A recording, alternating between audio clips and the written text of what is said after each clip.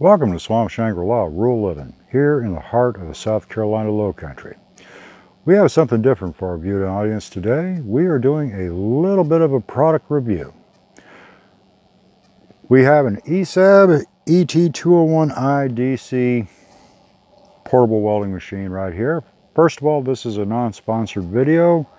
Me and B bought this welding machine some time ago, and we just have not had time to run through its paces, feel it out, and see if it was a worthwhile purchase. And as you can see, we still have considerable water in our area when we were trying to do some grading, and in the previous video where you guys saw us doing grading and putting some good dirt down, well, there's a lot of moisture out there that needs to be sucked up yet. So I said to myself, well, let's try this thing out.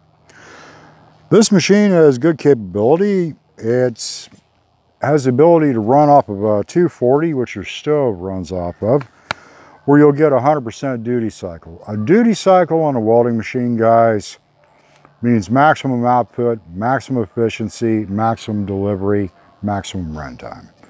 So that's your ability to work without letting the machine stand down, cool off, the like.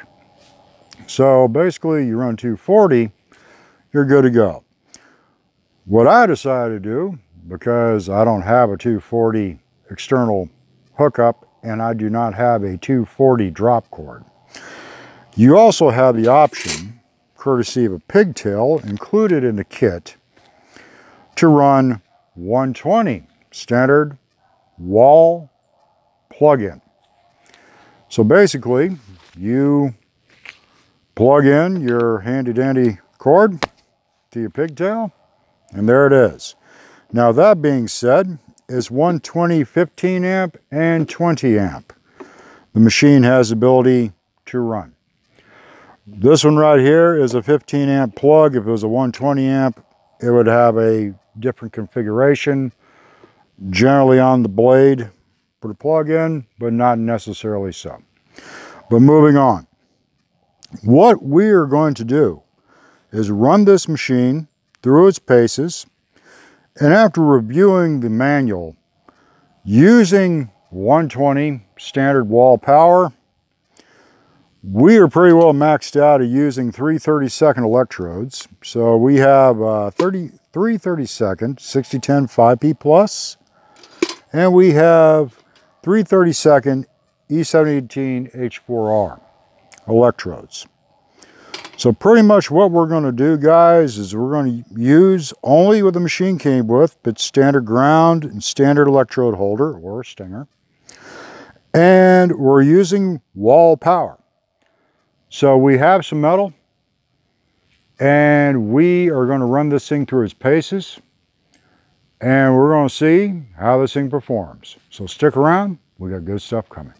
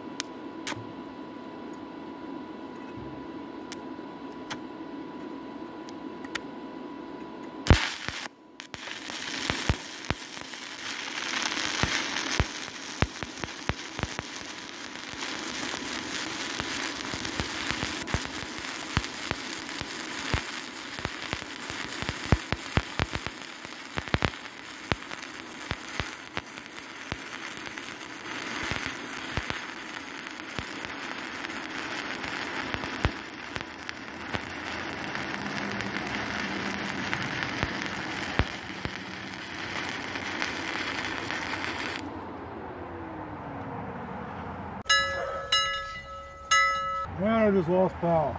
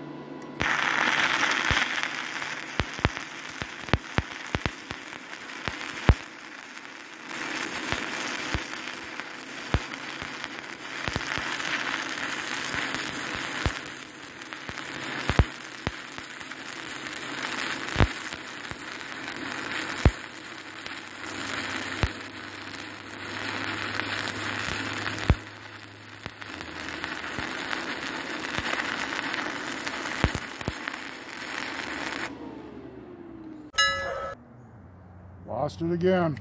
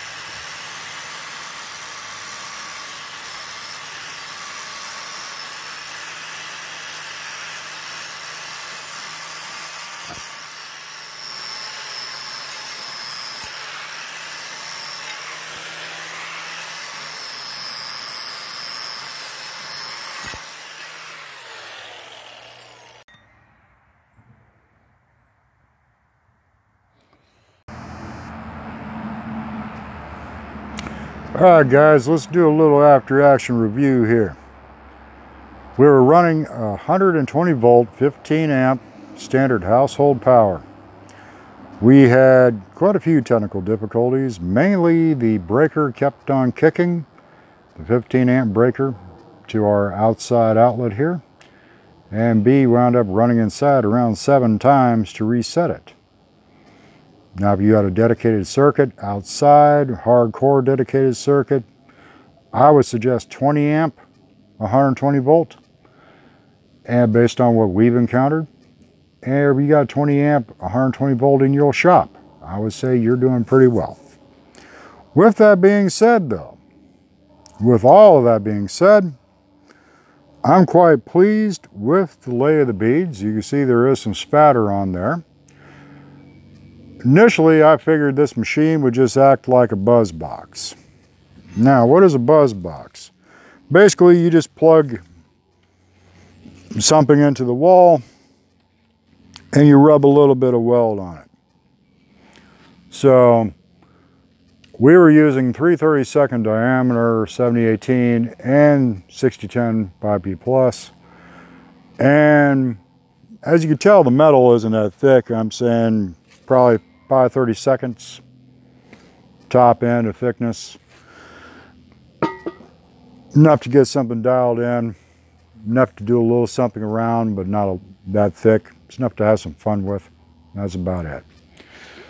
So, what is our takeaway? Do I view this as a viable purchase? Do I see this as a purchase that holds potential? Yes, I do. The bead lay, I'm quite pleased with. Clean lines of fusion. There is spatter there, but that could be cleaned up no problem. And if I decide to run it off of a generator that has a 50 amp dedicated plug-in on it, well, I think we'll probably see a world of difference, and I'll be able to use larger welding electrodes on top of that as well, guys. But for running an initial burn of 5/32, or should I say correction, 3/32 welding electrodes, and just plain flat position, I am quite pleased overall with the effect we have here and what we have as far as the finished product. So, with that being said, we hope you guys have enjoyed the video. We hope you guys have gotten some good takeaway. Be safe, and we'll see you on the next one.